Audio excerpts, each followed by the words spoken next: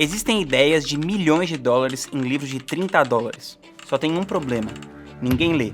Essa frase é do Charlie Munger, ele é um dos maiores investidores americanos de todos os tempos e ele também foi sócio do Warren Buffett. E ele ainda emenda: durante toda a minha vida eu não conheci uma pessoa que fosse sábia e que não passasse o tempo todo lendo.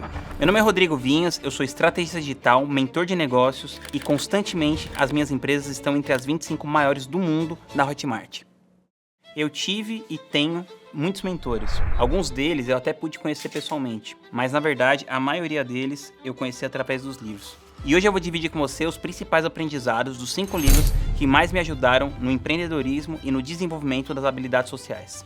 Eu vou começar com esse aqui, Trabalhe 4 horas por semana. Esse é o meu livro favorito e o livro que eu mais indico para a galera que está começando a empreender, principalmente para você mudar a sua cabeça. Uma das coisas mais importantes que eu aprendi com esse livro é que a realidade é negociável. Muitas vezes você não toma movimentos na sua vida, na sua carreira, porque você entende que você simplesmente não pode. E esse livro, ele mostra pra gente que muitas vezes nós somos o nosso próprio carcereiro. Então quando parece que você está preso numa situação, muitas vezes, na verdade, só falta você ter uma cara de pau, você ter coragem de ir lá e enfrentar aquela situação. Esse livro, ele fala muito sobre esse conceito das habilidades sociais. Então, uma das coisas que ele traz é que é muito importante que você saiba negociar. E o que acontece na maioria das vezes é que as pessoas não têm a menor ideia sobre como negociar e elas chegam naquela negociação super importante que pode mudar a vida dela para sempre e vai ser a primeira negociação da vida da pessoa. E nesse livro, o Tim Ferriss, ele traz alguns exercícios, como, por exemplo, você ir na Starbucks e pedir um desconto de 10%. Você vai ganhar um desconto de 10% na Starbucks?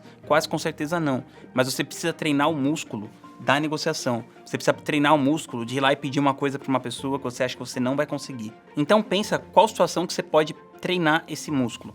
Esse músculo, tanto da negociação, quanto na verdade você ser mais cara de pau. Um outro exercício que o Tim Ferriss propõe, acho que não é nesse livro, mas eu já vi num vídeo dele na internet, ele propõe um cara ir num shopping e começar a pedir o telefone de alguma mulher. Só para ele desenvolver essa capacidade de você dar um approach numa pessoa que você não conhece e tentar conseguir alguma coisa com ela, que pode ser um telefone, e um dia na sua vida profissional pode depender da sua capacidade de fazer um approach numa pessoa e saber como negociar com calma, com serenidade, com tranquilidade. Outra coisa que eu aprendi nesse livro, que é muito legal, é a seguinte. Ele fala, a partir do momento que você dá autonomia para as pessoas, elas se tornam 3 vezes mais inteligentes. O exemplo que ele dá é o seguinte: o Tim Ferriss tinha uma empresa de suplementos alimentares que se chamava Brain Quicken, se eu não me engano.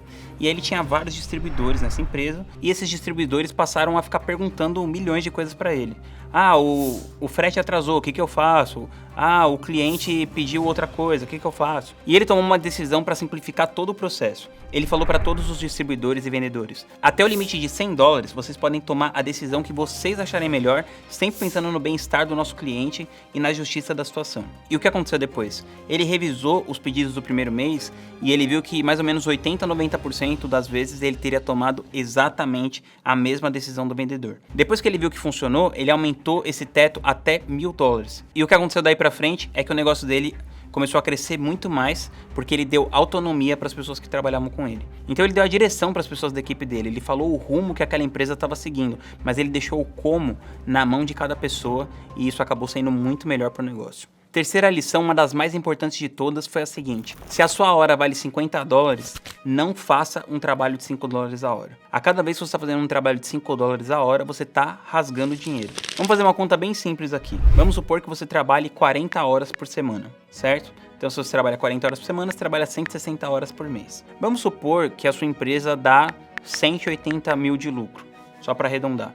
Então, seria alguma coisa do tipo que a sua hora valeria 100 reais. Então, se a sua hora vale 100 reais, você não pode fazer um trabalho que você poderia contratar alguém para fazer por 10 reais a hora, por 20 reais a hora. Por quê? Porque ao fazer isso, você vai estar simplesmente rasgando dinheiro a cada hora trabalhada. E quando eu entendi esse conceito, eu passei a ser muito rígido para proteger o meu tempo. De maneira a qual até hoje, eu nunca me disponibilizo a fazer uma coisa que outra pessoa, a qual a hora eu poderia contratar por um valor mais barato do que a minha própria hora, pudesse fazer. E isso ajudou muito a que a nossa empresa crescesse, porque eu tive tempo para pensar, eu tive tempo para tomar melhores decisões, eu tive tempo para desenvolver melhores relacionamentos. E isso fez toda a diferença do mundo. E para finalizar, pensa que esse livro foi lançado em 2006 e lá em 2006 2006 o Tim Ferriss já falava o seguinte: a gente tem muita informação e isso atrapalha a nossa vida. Então ele decidiu propositalmente ser ignorante, fazer uma dieta pobre em informação. Ou seja, ele não queria ficar se atualizando o tempo todo das tendências, da última fofoca, da última notícia.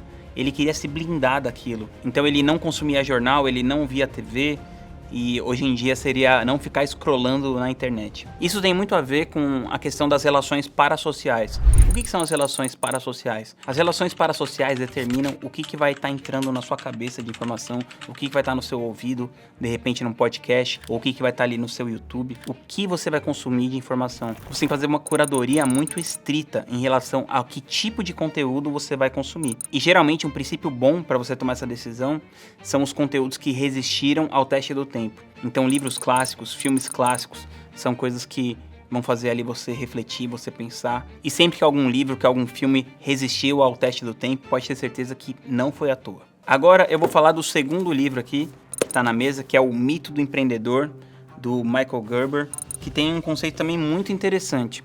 Ele fala que em todas as empresas, todos os negócios precisam de 3 personagens principais. E esses 3 personagens principais são os seguintes. O primeiro é o empreendedor. O que é o empreendedor? É o cara que tem a coragem para tomar aquele risco enorme, massivo, para fazer uma coisa que ninguém tem coragem de fazer.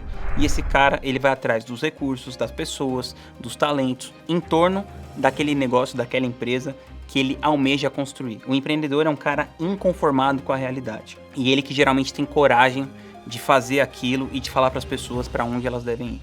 O segundo é o artista. O que é o artista? É aquela pessoa que ela tem um serviço, um produto único, que só ela consegue fazer ao ponto que aquilo tenha um valor de mercado de fato. E muitas vezes esse artista, ele não tem a menor ideia sobre como ele vai vender, como ele vai fazer aquele produto valer, como ele vai fazer aquele serviço escalar de alguma maneira. E o terceiro é o manager, que seria o administrador, aquela pessoa que organiza tanto as finanças como as questões administrativas de uma empresa. E muitas vezes a gente se enxerga nas 3 posições. Você tem que ser o cara que empreende, você tem que ser a pessoa que cria o produto ou serviço, você também tem que administrar o negócio. E é muito difícil que você seja muito bom nessas 3 posições.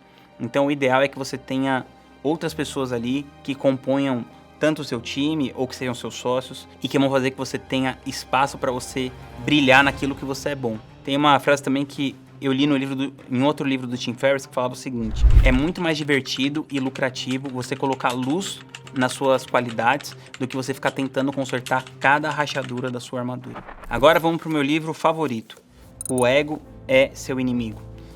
Bom, eu gosto muito do Ryan Holiday, uma vez até entrevistei ele no meu podcast, é um cara que eu considero meu mentor também, já fiz uma mentoria com ele, um cara muito bacana. E nesse livro aqui ele traz 3 fases da vida onde o ego pode te atrapalhar muito. Na parte 1 da aspiração, uma coisa que só poderia acontecer na nossa época é que hoje é possível que você comemore uma coisa que você nem fez. Então você vai lá nas redes sociais e fala assim: eu abri a empresa tal, aí você cria uma página para sua empresa, e você coloca lá que você é CEO de uma empresa que nunca fez nada, e aí você fica comemorando, e aí você recebe os parabéns dos seus amigos pela sua nova empreitada, sendo que você na verdade não fez nada ainda. Então um dos maiores riscos que o ego traz nessa fase que você está aspirando é você falar e não fazer. Muitas vezes a gente tenta seguir aquele conselho clichê, que inclusive foi dado pelo Steve Jobs naquele famoso discurso de Stanford, que ele fala para você seguir a sua paixão. E aqui ele fala justamente o contrário: seja desapaixonado. Eu gosto muito dessa ideia de você não ser apaixonado, porque muitas vezes o que você precisa para você avançar no seu trabalho é de propósito e realismo. E nesse livro ele dá o exemplo do John Wooden, que foi um técnico de basquete universitário da Universidade da Califórnia, que ele nunca usou a palavra vitória. Ele era uma pessoa completamente desapaixonada e ainda assim ele foi um dos maiores vitoriosos da história do basquete universitário de todos os tempos. E uma coisa que o John Wooden fazia muito bem é que ele focava toda a energia dele no processo. E ele deixava que o placar se resolvesse por si só, que na verdade é o que sempre acontece. O placar da vida, dos negócios, sempre vai se resolver por si só. O que você pode fazer é você colocar energia no processo. Na segunda fase do sucesso, o que acontece é que muitas vezes a gente toma o nosso sucesso profissional, o nosso sucesso em alguma coisa específica, como parte da nossa identidade. E quando eventualmente esse sucesso diminui, a gente não tem mais nada, porque tudo que a gente tinha na nossa vida era aquele sucesso. E com algum sucesso, alguma notoriedade, você corre o risco de se tornar arrogante, você corre o risco de se tornar uma pessoa paranoica, de você pensar que você é importante demais. E o Ryan nos convida para pensar na imensidão, como a gente é apenas um pedaço pequenininho de um negócio gigantesco. Então, quando as coisas derem certo na sua vida, a melhor coisa que você pode fazer por você mesmo e pelas pessoas que estão ao seu redor é você manter a sobriedade, é você manter a humildade e entender que isso também vai passar. Você não vai ficar para sempre nesse sucesso todo que você tá, e ainda que você fique, a melhor coisa que você pode fazer é ser uma pessoa decente e ficar de boa, sem encher o saco. Na terceira fase, que é a fase do fracasso, quando alguma coisa dá errado na nossa vida, a nossa tendência é pensar que a gente é um lixo, que nada mais do que a gente vai fazer funciona, é se enxergar como uma vítima da circunstância. E o que o Ryan propõe é você colocar energia no que você pode fazer. O que você pode fazer a partir daquela situação em que você se tornou um fracasso. E não você olhar só aquela situação que você se tornou um fracasso, mas você olhar a sua vida como um todo, o que aconteceu durante toda a sua trajetória. No final, um erro só não te define. A coisa mais importante que você pode fazer por você, nesse caso, é ter os seus próprios critérios de avaliação. O Warren Buffett, inclusive, chamava isso de placar interno versus placar externo. Então, o que é mais importante é você estar bem no seu placar interno. Porque nos negócios, nos relacionamentos, na vida, sempre vai ser uma questão multifatorial se o resultado de uma coisa vai ser A ou B, o que leva uma coisa a acontecer e outra não acontecer. Isso não depende só do seu esforço e só das suas decisões. Porque muitas vezes a gente se cobra muito e, na verdade, a gente tomou a melhor decisão que a gente podia ter tomado com aquele nível de maturidade que a gente tinha naquela hora e com as informações que estavam disponíveis. Então é uma coisa de você ser mais gentil com você mesmo.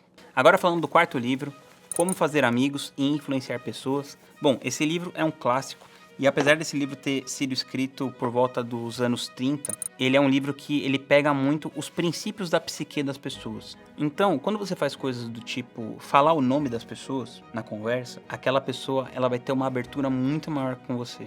Eu fiz esse teste, eu comecei a ir na padaria que eu ia quando eu li esse livro a primeira vez, e eu comecei a perguntar o nome das pessoas que trabalhavam na padaria. Então eu chegava na padaria e perguntava, como é o nome do senhor? Aí o cara, José. Aí no outro dia eu ia lá e falava, José, você pode me dar um pão? Maria, você pode fazer sei lá o quê? E eu percebi a boa vontade que as pessoas tinham de me atender muito maior do que com os outros clientes que não sabiam o nome delas.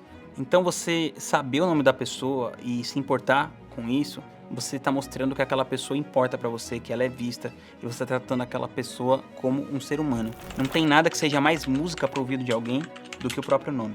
Outra coisa que ele ensina nesse livro é que você precisa aprender a escutar. Quanto mais você aprender a escutar, mais a pessoa vai estar aberta a ser influenciada por você. Porque quando você escuta de verdade uma pessoa falando, ela percebe que ela de alguma maneira te influenciou. E quando a pessoa percebe que ela te influenciou, ela fica muito mais aberta para que ela também seja influenciada.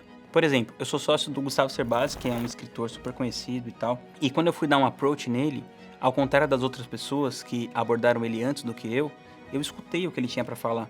E o fato de eu ter escutado o que ele tinha para falar me deu abertura o suficiente para que eu pudesse compartilhar a ideia que eu tinha com ele. E no final a gente fechou o negócio juntos. Tivemos mais de 40 mil alunos. E se eu não tivesse aprendido o que estava nesse livro, isso jamais teria acontecido. E por último, o livro O Lado Difícil das Situações Difíceis. Esse livro aqui é incrível. Eu gosto muito. O Ben Horowitz, que é um investidor de capital de risco, ele fala que o difícil não é sonhar grande. O difícil é quando aquele sonho se torna um pesadelo e você acorda suando no meio da noite pensando no que você vai fazer. Talvez eu esteja parafraseando um pouco, mas a questão é que muitas vezes no empreendedorismo as pessoas ficam sempre vendendo essa história, é um sonho, é maravilhoso, não sei o quê, mas na verdade acontecem coisas muito, muito, muito tensas. E uma das coisas mais importantes que ficou para mim desse livro é o seguinte, ele fala que é melhor você ter uma equipe incompleta do que uma equipe incompetente. Muitas vezes na minha empresa eu tive equipes incompetentes. Ou seja, eu pensava assim, precisa contratar, sei lá, um designer. Aí eu trazia um designer que, sei lá, de repente não seria aquela pessoa que eu contrataria, mas como tinha a vaga de designer em aberto, eu trazia aquela pessoa. Aí eu trazia aquela pessoa, ficava treinando ela, e depois no final gastava um tempão com aquela pessoa, se ela não tinha fit cultural com a empresa, ou se ela não tinha a técnica que eu esperava. Aí tinha que mandar ela embora e contratar outra pessoa. E às vezes eu passava por esse processo várias vezes. E no final eu percebi que era melhor você ter uma equipe incompleta do que uma equipe incompetente. E a partir do momento que eu fiz isso, eu passei a ter muito menos rotatividade na minha empresa, relações mais duradouras e profissionais melhores.